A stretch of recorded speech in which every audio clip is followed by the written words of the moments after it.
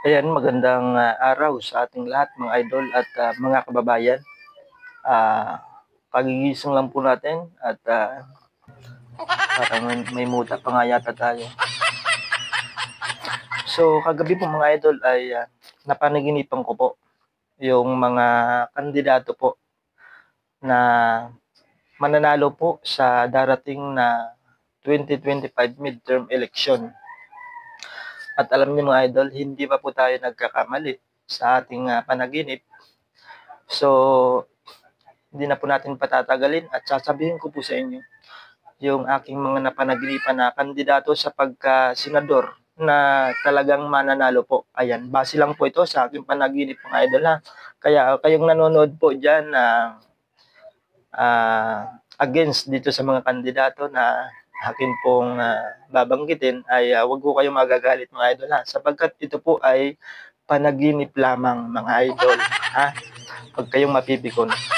So, ang una pong kandidato na napanaginipan po natin ay ito pong si Congressman Rodante Marcoleta na base po dun sa aking panaginip ay siya po yung number 1 na mananalo po sa pagka-senador sa darating na 2025 midterm election. Ayan, ito pong si Congressman Rodante Marcoleta na talagang magaling po na abogado.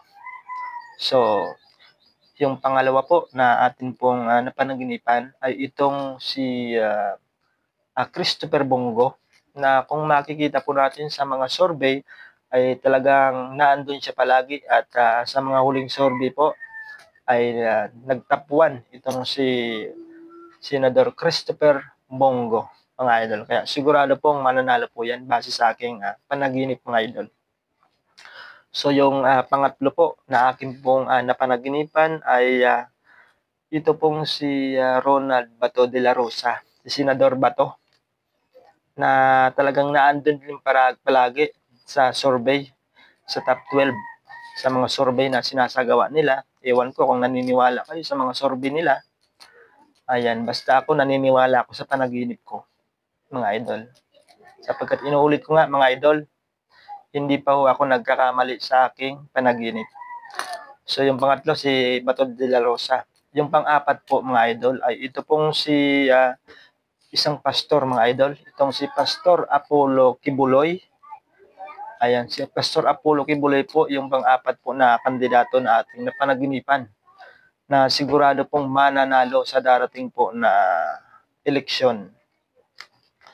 At yung panglima na aking napanaginipan ay itong si lang alalahanin ko lang si Raul Lambino, mga idol. Isa din itong attorney, si attorney Raul Lambino. So, sigurado din po siya mananalo base sa aking panaginip po, mga idol ha. At yung pang-anim na akin pong napanaginipan ay ito pong si Philip Salvador, mga idol.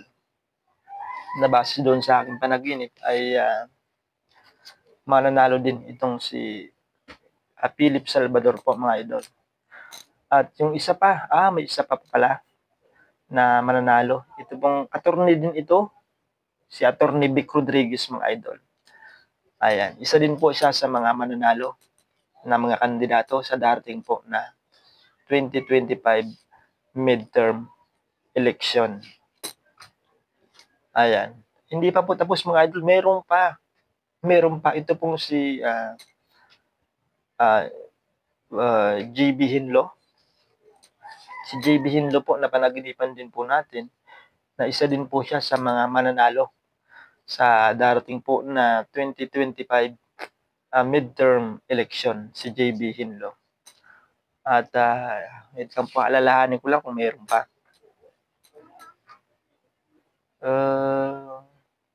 Meron pa pala. Meron pa. Ito pong isang doktor mga idol, yung napanaginipan ko rin na siguradong mananalo sa darating na election. Ito pong si Dr. Richard Mata. Si Dr. Richard Mata po ay nanalo din. Nanalo na. Base sa aking panaginip mga idol, nanalo na. Ito pong si Dr. Richard Mata. So ang isa pa, mayroon pa po mga idol, hindi pa po tapos. Akala nyo siyam lang yung napanaginipan po natin. At may isa pa po mga idol na humabol sa aking panaginip. Ayan, pagising na sana ako nun. Pagising na sana ako. Kaso may humabol pa. Ito pong si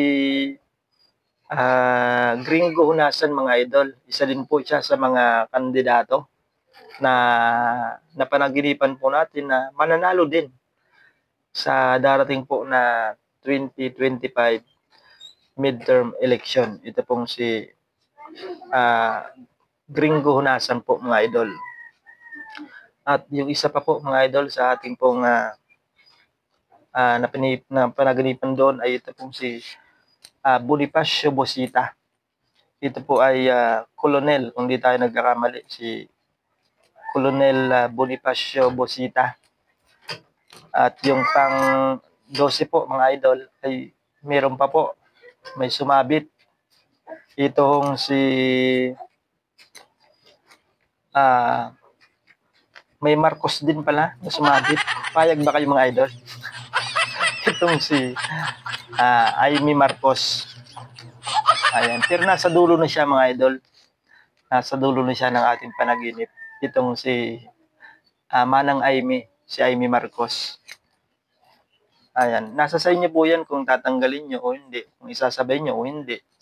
Ito pong si si Amy Marcos, yung kapatid po ni BBM. So lahat po yan ay napanaginipan po natin na mananalo po sa darating po na 2025 midterm election.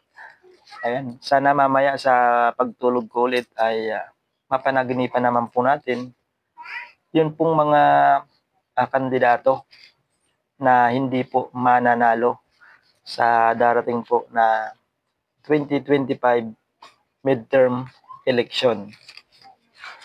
Ayan, kaya mamaya maaga tayong matutulog para maaga kong mapanaginipan yung mga kandidato na hindi po mananalo sa darating na eleksyon.